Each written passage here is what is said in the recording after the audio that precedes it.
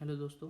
तो आज के इस क्लास में हम जानेंगे फिजियोलॉजी ऑफ हियरिंग के बारे में, मतलब एक्चुअली हम सुनते कैसे हैं उसके बारे में। ठीक है, तो मैं आपको पहले जस्ट बेसिक जनरल चीज़ें मैं आपको बता देता हूँ कि जैसे साउंड वेव जो होती है, तो साउंड वेव एयर में ट्रैवल करती है in the form of waves. ठीक है, देखिए यहाँ पे दिखाया गया भी वेव।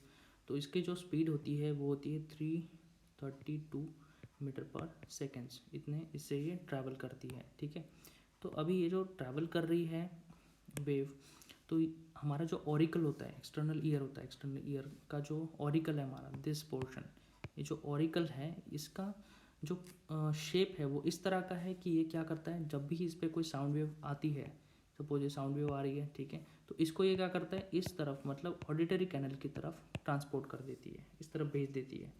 ठीक है, तो मतलब सबसे पहले साउंड वेव कहाँ आती है, ऑरिकल पे आती है। ठीक है, एक्सटर्नल ईयर पे, फिर इसको क्या कहाँ भेज दिया जाता है, इसको ऑडिटरी कैनल में भेज दिया जाता है।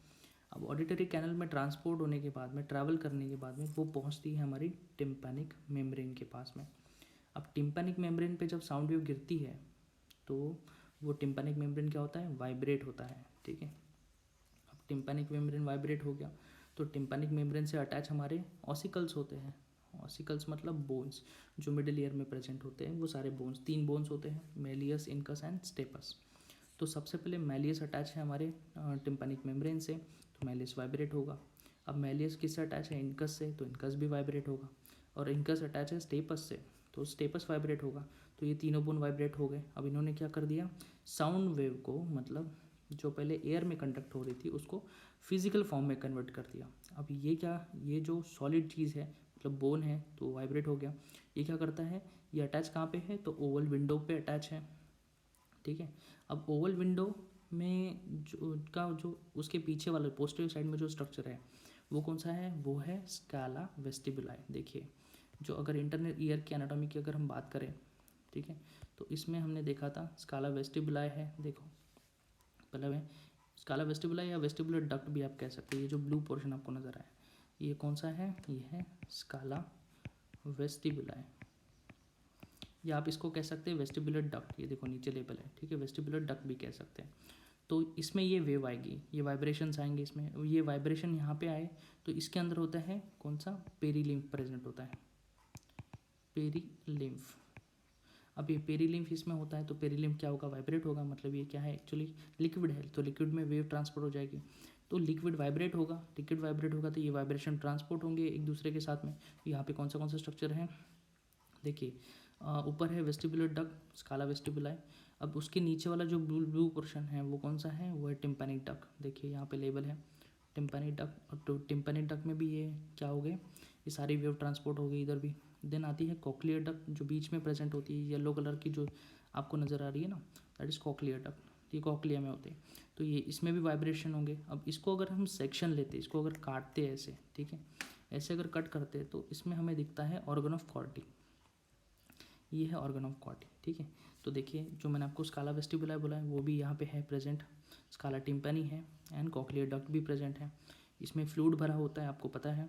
ठीक है, अब ये जो है अब जो कॉक्लियर डक्ट है, जब वेव कॉक्लियर डक्ट में आती है तब यहाँ पे कुछ चीज़ प्रेजेंट है। देखिए दिख रहा है आपको, इसमें होता है एक बेसिलर मेम्ब्रेन,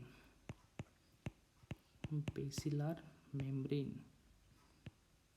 अब इस बेसिलर मेम्ब्रेन के ऊपर आपको कुछ सेल्स नज़र आ रही है। देखो यहाँ पे कुछ सेल्स हैं, इसको हेयर सेल्स कहा जाता है। ठीक है, हेयर सेल्स इसलिए क्योंकि इसमें छोटे छोटे हेयर लाइक स्ट्रक्चर्स होती है। देखिए ऊपर की तरफ हेयर लाइक स्ट्रक्चर्स है, और नीचे से क्या है, इससे नर्व अटैच है।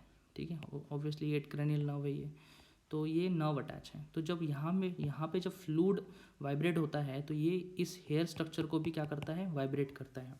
अब हेयर स्ट्रक्चर वाइब्रेट होगा तो क्या होगा, इम्पल्स जनरेट होगा, एक्शन पोटेंशियल जनरेट होगा, और ये एक्शन पोटेंशियल कहाँ ट्रांसपोर्ट होता है, इस नर्व में ट्रांसपोर्ट होता है।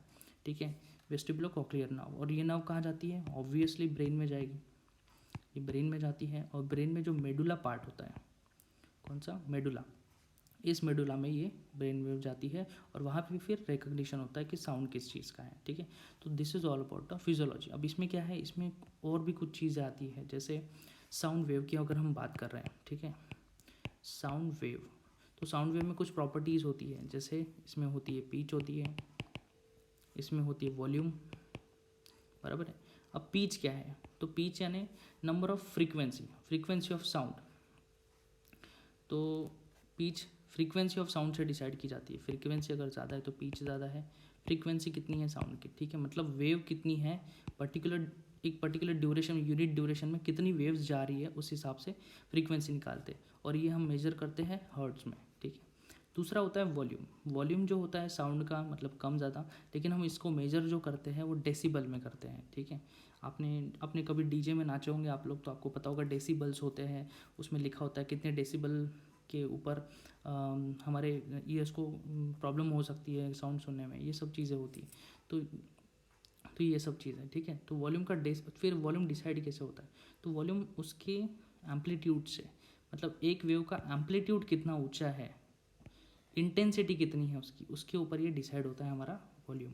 तो ये चीज़ें हैं, आई होप आपको समझ में आया होगा कि फिजियोलॉजी ऑफ हियरिंग कैसी है। मैंने बहुत सिंपल तरीके से समझाने की कोशिश की आपको, बहुत ज़्यादा डीप में गया नहीं हूँ, सिर्फ ऊपर ऊपर से बताया मैंने आपको, ठीक है।